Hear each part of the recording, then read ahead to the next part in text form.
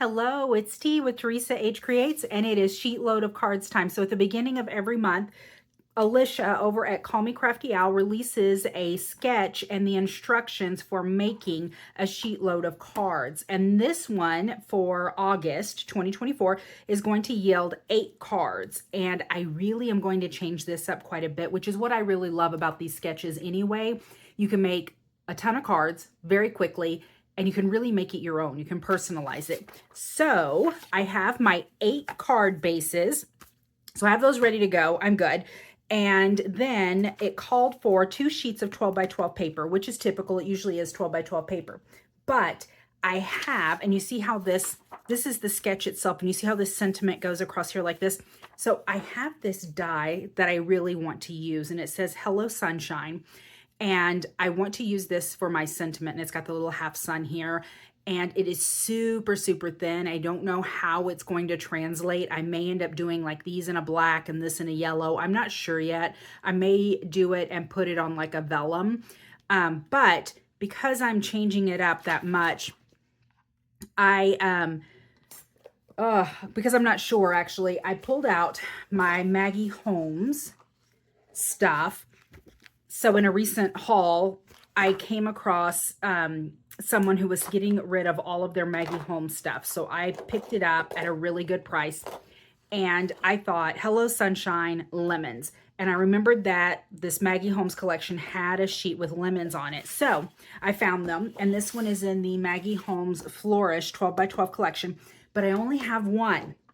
But I have Flourish in the 8 by 8 as well. So I was able to find 2 smaller prints of that same sheet. So I'm going to have to be very careful with my cuts. This is what I'm changing up.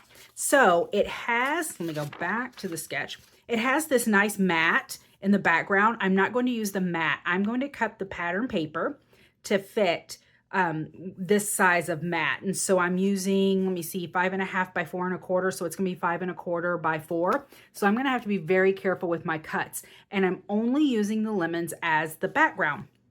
For this particular set up here, I am going to use the border there, that layer. But then I was looking through the Maggie Holmes 6 by 6 Bloom collection, and there was quite a bit of these yellow patterned papers. And so I'm going to use these yellow papers to cut this pattern paper here in the center.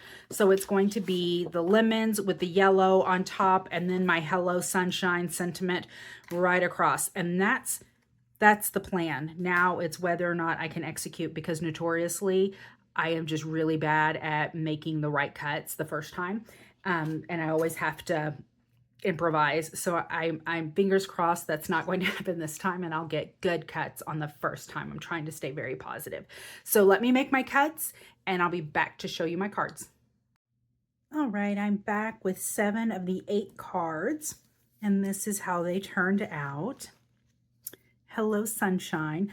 This ended up being such a delicate die cut that I ended up not doing the vellum and just putting it onto the card directly and doing the black so that it kind of popped. So let me show you what I did. And I nearly I nearly gave up before it began, because wow, it is super delicate. And as you're going to see in just a moment, it was a lot, it was a whole lot of glue and reverse tweezers and patience and shaking hands to get all those down. And then I had 8 of the tiniest little tittles ever. And every time I did a die cut, I had to, that was the first thing I looked for. I popped the little tray off, and that was the first thing I looked for. I'm like, where is it? And I considered using something else for it, like maybe a little diamond dot or a little enamel dot or something, and decided, nah, I am just going to go with it. And it worked. It was fine. So I'm using Distress ink and mustard seed to ink up the edges so I can get that nice yellow tone moved into, or incorporated into the actual edges of the paper, because I don't like a white core, and I'm really trying to, I don't like a white core. Sorry, I bent that up when I was doing that. So hopefully when I put it down, I can straighten it out. I do that on occasion when I'm using that ATG tape runner. It'll catch and it will pull the paper together. Got some of this tape going off to the side. So I inked up the edges in that mustard seed to get rid of that white core on that pattern paper. And then before I put it onto the little card front, I am going to go ahead and do the Hello Sunshine. And then you'll see what I mean by how delicate this is. So let me grab my reverse tweezers. They're here behind me. And my glue. And I'm using the art glitter glue. So there's my hello. And I'm just barely, because it's so fine. And I think I got this die. I know I got this die because it's white from the stamp market. And they have some of the most beautiful dies. And I love that they're white, but that's how I can always tell that's where it's from. They have the nice white dies. They really stand out on the on my little boards that I keep my dies on. And here I have magnetic picture frames in my studio hung up, so they almost look like art. And I have magnet sheets on the frames, and then I have the dies on display because I have to see them. For me, it's out of sight, out of mind, and I like seeing what I have. So I kind of placed these parts because they're in 3, Sunshine is. So I kind of placed these before I glued them down, just kind of roughly to get an idea of where I wanted them. And then it was easier for me to do the UNS and the centerpiece to kind of get that placed, and then everything else around it was easy. And I'm not making this perfect. I'm just kind of hitting some of the hot spots there, like the little ends and stuff, to make sure that they get down. Unfortunately, it dries clear, this particular glue. So if I have a little too much, it's fine, but it's got this fine tip on it, and it's been fine. All the others were okay.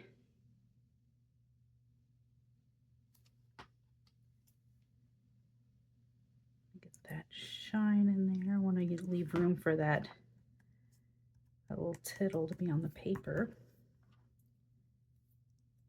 Always get glue on these tweezers. And this is why I have them, so I don't know why I was trying to pick that up with my fingers. It's tiny. So after doing this a few times, I nearly threw in the towel, but I know it's really pretty. So I pressed forward because I do like the look of it. And honestly, it didn't take any time at all. It moved pretty quickly. So let me get my little jewel tool here, little jewel picker.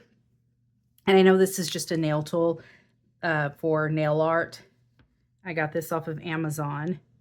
I'm going to pick up, I need you to see this. I'm going to pick up this tiny little tittle and put it down on that tiny little dot. And then I'm going to use the other end to kind of press it down. And I know it's covered in glue right now, but it'll dry pretty quickly.